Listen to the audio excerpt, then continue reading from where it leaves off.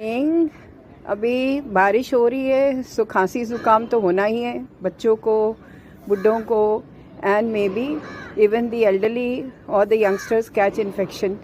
So for that let us make a good काढ़ा which is really very good, very effective.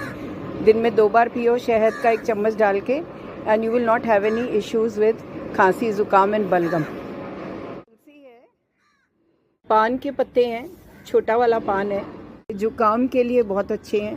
अजवाइन का पत्ता है. इसमें मिलाएंगे थोड़ा सा खड़ा गरम मसाला, a few clove pieces, that is लवंग, स्टार एनी सीड.